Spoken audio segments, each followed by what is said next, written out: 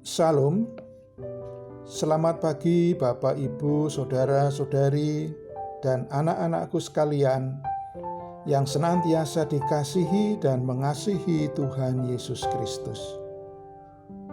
Jumpa lagi dengan program Satu Hati, Sapaan Tuhan tiap pagi, dari GKJ Condong Catur, untuk edisi hari ini Senin, tanggal 2 Agustus tahun 2021. Namun sebelum kita mendengar firman Tuhan, mari kita berdoa terlebih dahulu. Selamat pagi Tuhan Yesus.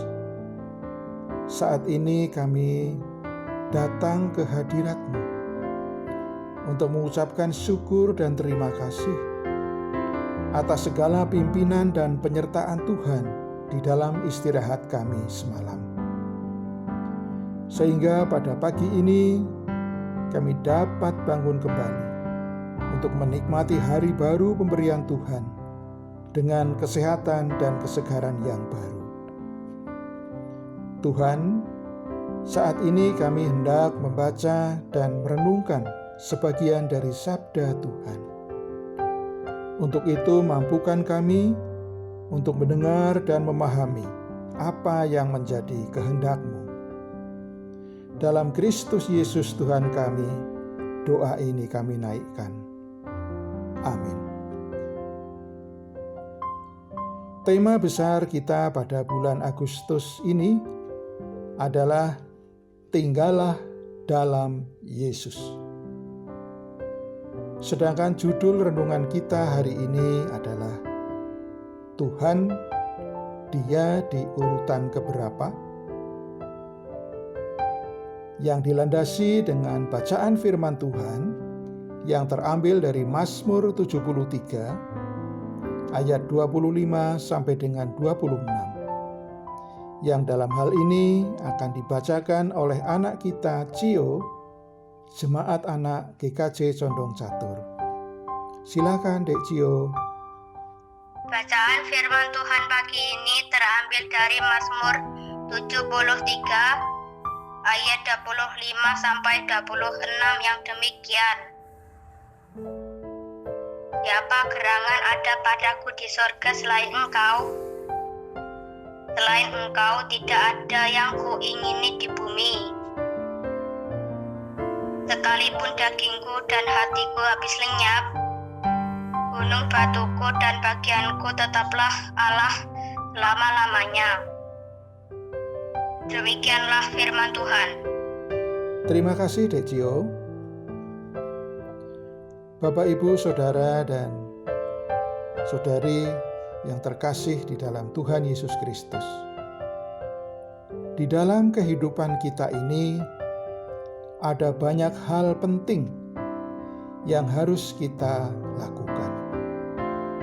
Terkadang kita mengalami kesulitan untuk menentukan mana yang harus diprioritaskan atau mana yang harus kita lakukan terlebih dahulu. Selain itu, banyak orang penting juga di sekitar kehidupan kita. Kadang kita juga mengalami kebingungan dalam menentukan siapa di antara mereka yang harus didahulukan. Apakah suami kita? Apakah istri, anak-anak, atau orang tua? Atau mungkin juga atasan kita?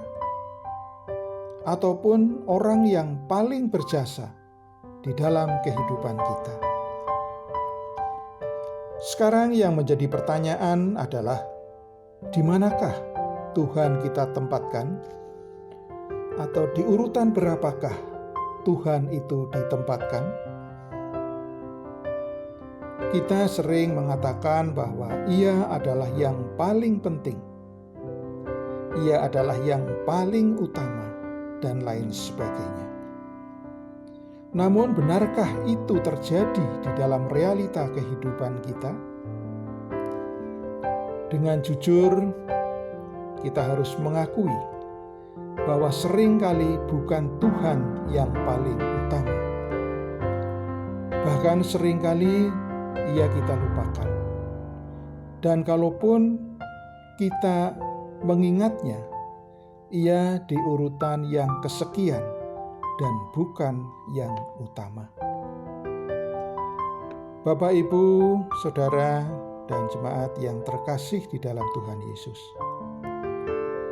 Ada sebagian orang berpendapat bahwa ketika seorang menjadi percaya kepada Yesus dan dibaptis, otomatis ia akan selamat, terlepas dari apapun yang diperbuatnya, karena seolah-olah dia sudah mengantongi kunci kerajaan surga. Ibarat seseorang yang memiliki kunci rumah, dia pergi dan pulang jam berapapun dan dengan siapapun dia akan bisa masuk rumah tersebut. Sebagaimana tema besar kita, bahwa orang yang selamat adalah orang yang mau melakukan kehendak-Nya, orang yang mau melakukan firman-Nya, dan mengutamakan Tuhan dalam menjalani kehidupannya. Itu adalah orang yang percaya dan tinggal di dalam Yesus. Kita akan dapat tinggal di dalam Dia dengan cara mendisiplinkan diri dalam hal berdoa dan membaca firman-Nya. Namun, kita sering lalai, kita sering kurang disiplin, kita juga sering malas untuk berdoa dan membaca firman-Nya. Sedangkan dikatakan bahwa orang yang tinggal di dalam Yesus adalah orang yang senantiasa bergumul dengan Tuhan dan melakukan apa yang menjadi kehendak-Nya. Sehingga kehidupan kita akan menjadi kesaksian yang luar biasa bagi sesama kita. Kiranya Tuhan memampukan kita semuanya. Amin. Mari kita berdoa. Terima kasih Tuhan atas firman yang boleh kami terima pada pagi hari ini. Mampukan kami untuk memahami dan melakukan apa yang menjadi kehendak-Mu. Ajarkan juga Tuhan kepada kami, agar kami dapat senantiasa mengutamakan Tuhan di dalam seluruh aspek kehidupan kami, dan Roh Kudus akan membimbing dan menuntun kami. Dalam nama Tuhan Yesus, sumber kehidupan kami berdoa. Amin.